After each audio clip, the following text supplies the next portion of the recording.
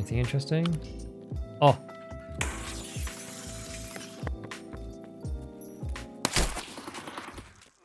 Hello everyone, it's Gigabeef here, and today we're finding the far forward devices. This took me 50 labs raids to complete, 8.3 million rubles in access cards alone, and a portion of my sanity. I've learnt the hard way, so you don't have to. All of these raids were streamed live, and I've recently set up YouTube streaming too, so come over when I'm live to ask any questions in real time. The two items in question today are the far forward current converter, or MCC, and the far forward GPS amplifier, or GPSA. You need both of these items to max the hideout, with the MCC used to build solar power and by extension Bitcoin Farm 3, and the GPSA is needed for Intel Center 3. What makes these so difficult is firstly they only spawn on labs, and secondly they are banned from the secure container, meaning that you have to actually extract successfully and can't just stick one in your pouch once found. At the beginning of this patch 0.13, when they were first introduced, they were able to spawn at high value electronic spots on a few maps, but after the first few weeks it seems that they were restricted to labs only. I have not heard of any reports of players finding them elsewhere recently. So off to labs we go, but this isn't going to be a full guide. We will need to cover enough to get in, find the items and get out though, whilst minimizing the difficulty of this location. I will try to make it as clear as possible for those who don't play the map very often. Both the MCC and the GPSA spawn in the same high value tech spots, which means that we're looking for both of them at the same time, which is kind of useful, although you can get unlucky like I did and find one of them way more often than the other.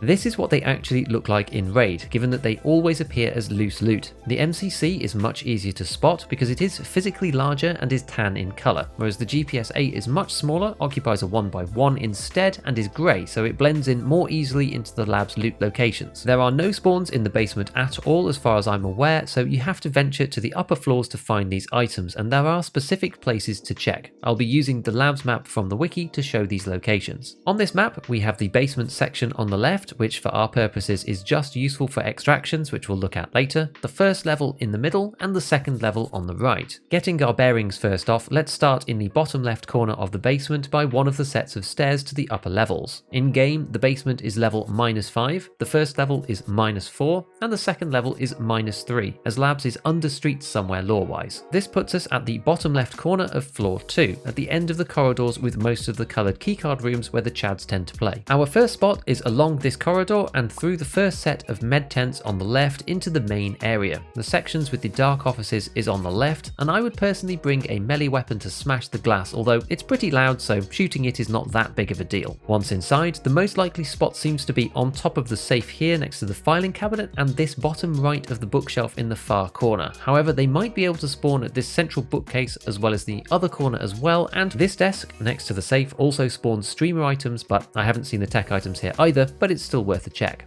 The little white dot is your friend, by the way. This indicates that loot is nearby, so use this to identify if something is stuck inside the shelf texture, as sometimes things aren't even visible, or only a tiny bit is poking out. Next, we'll hop over to the other office room. We need to check the rare spawn just on top of these boxes outside first though. You can either run along the corridor to the right or go downstairs and back up. Going down feels safer, but these stairs are an absolute death trap when you get caught here, so I've stopped using them completely. Inside the second office, there is another safe with a rare spawn on top, as well as in the bookshelf next to it. I checked the table, but I haven't seen much there, and the same goes for the shelves in the center too. Out of this room, there is glass here that I always forget about, and it's practically invisible from the inside, but as we head down the stairs, you'll see the classic dome structure ahead, and behind it this big white sectioned off part. If we head down there, the door is on the other side, and once we're in, you should check all of this left hand side on the tables and potentially the floor too. Do bear in mind though that this room has no ceiling. This got me killed the first time before I realised. Out of here and through the tunnel section takes you to the dome entrance. Apparently there can be LEDX in here on the barrels, although I've never seen one myself. Moving over to the other side of the open plan area, this takes us closer to Hangar Gate, which is one of the button extracts, and there is another white sectioned off area full of servers. There's a couple of rare spawns here, so check the server racking and both sets of desks. Right next to this is weapon testing room. You can look for the far forward items with no problem without any keys at all, but this one is usually under 100 200k, and it gives you another quick place to check, so I do think it's worth getting if you're committed, and I have seen them spawn in here. Check around on the floor next to the loot boxes, which is where they generally tend to spawn. Out of weapon testing, we carry on to the hangar gate area and move to the right to use the red set of metal stairs. Up here and into the control room, check on the two opposite corners away from the door, so here and here. From hangar gate, we stay on the second level and move towards the top part of the map through the kitchen. If we look back across the room, the server area is through this wall, so we go opposite to that, through the double doors and over this crossroad type bit. If we keep going through the kitchen portion and keep opening doors, eventually we end up at the far right side of the uppermost corridor that goes past red keycard area. Halfway along this corridor to the left, we have the cat room with two statues. There seems to be a high spawn chance here, so check next to the black weapon box, on the table and around the shelving, all on this northern side of the table. Back into the corridor again, we have admin office. This is closed by default, so if the door is open, you know that someone has been here before you.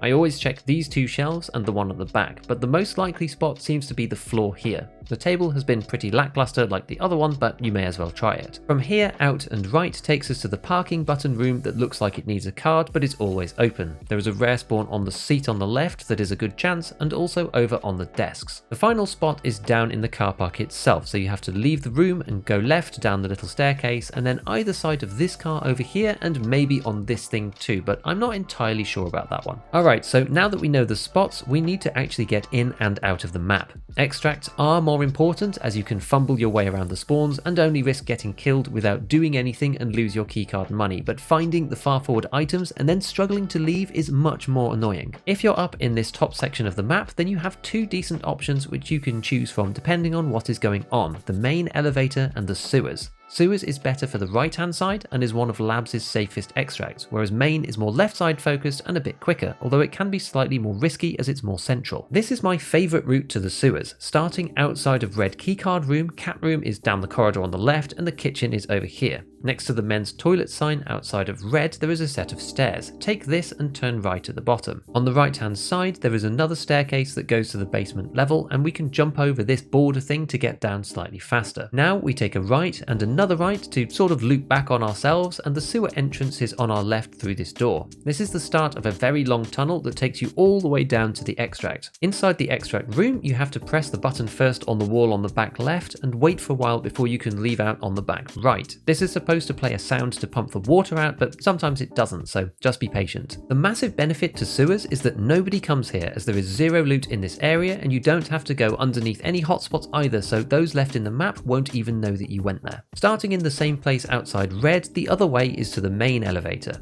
Down the stairs into the lobby area and through this door, we end up in a machine room. This left door takes you to parking and we go right instead, which brings you directly next to the lever for the main elevator. Pull this lever and you will hear the following audio. Внимание персоналу. Лифты в секторе R введены в строй. Players that know the lever pull audio will know that sector R means the main lift button. Each extract has its own audio cue that you can look up on the wiki if you really want to. So you do announce exactly where you are when you pull the lever. If I'm coming past at some point in the raid, I like to pull it at a random time so that I can use it later without telegraphing my location. The lift stays on for the rest of the game once it has been pulled, so there's really no hardship to doing that early. So now we head across the corridor and through this little door on the right, through this room, and the lift is right here.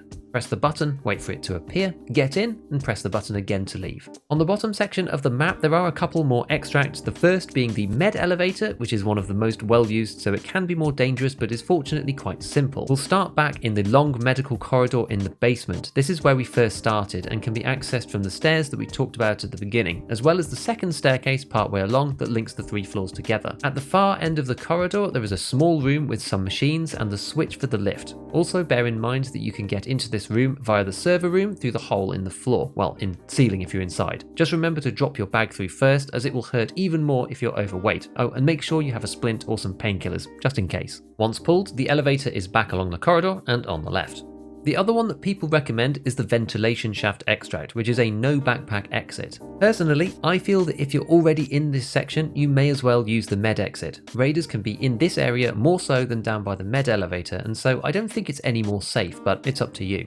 From the stairs, it's down the parallel corridor, through these doors, into the dark area, and in this little corner of the caged section. The 3 other extracts are a bit more opportunistic, I feel. Cargo elevator requires you to traverse all the floors, so I'm not a huge fan of it. The switch is in a room off the med corridor, again about halfway along, and after pulling it, you have to go right up to the top floor. This is more useful later on when there is less traffic from other players. The final 2 are hangar gate on the right and parking gate on the left. These need their respective buttons to be pushed in the control rooms but aren't guaranteed, so can't always be pressed. When the buttons are active, the extract will open with a push, but they can spawn raiders inside, so you have to be very, very careful. If someone else has opened it already and cleared them out, it can be a simple way of leaving the raid if you spot that the hangars are actually open. Finally, onto the spawn points themselves. We're going to look at the first few seconds of a few raids to see where we can be and to get our bearings. First one, this is a random underground bit. Yellow pipe, 2 corridors means that we're here in this section. From this spawn, I tend to go up into parking to the bottom room first to start the run by going through this corridor, taking a little jink, and then up the stairs.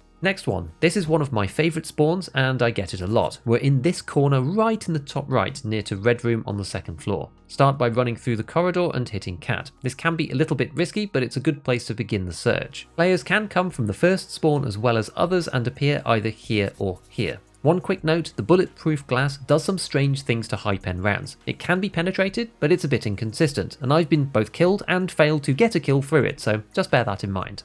This room is right next to hangar gate. These stairs take you to the server room. The best place to start, I think, is in the control room for hangar gate up the red stairs again. This one, we spawn in one of the main stairwells. It's hard to tell where you are until you come out. As this is blocked off and the toilets are on the left, it's the top level, level 2, in the bottom corner. From here, I usually head straight to the dark offices. This one is the other main stairwell, as when we leave there's a corridor on our right hand side. I find this a bit of an awkward spawn, but you can either try to reach across and get to dark offices again, or go the other way to hangar gate first. This one we spawn at the crossroads bit by the kitchen. We would normally cut through and go to cat, but we get engaged on. This is a good example of a successful sewers raid, although I didn't take the fast route that I showed before because I was a little bit flustered.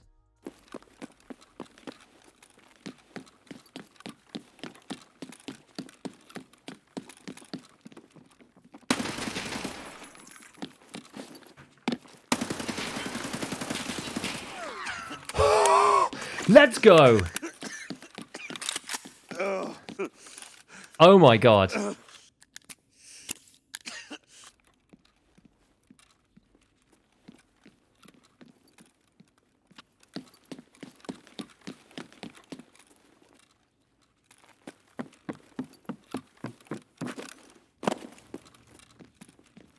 We'll loot these guys in a minute.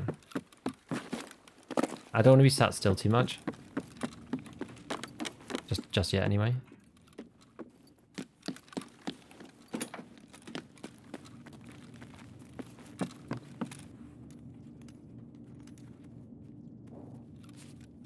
What's up here? Little chainlet. Nothing there. Okay, I'm going to cat in a second.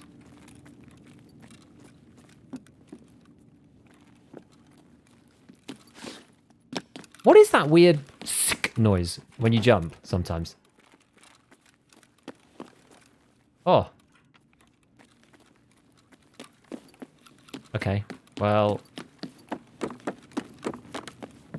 That's actually the one that we don't want, but.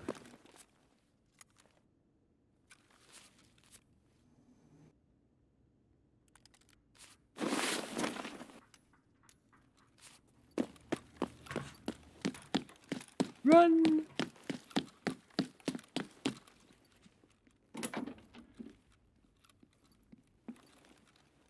Down there, maybe?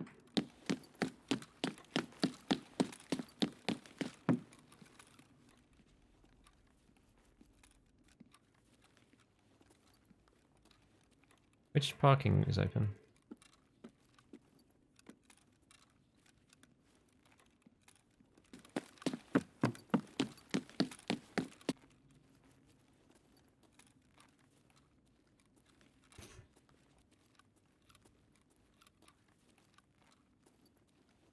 There we go.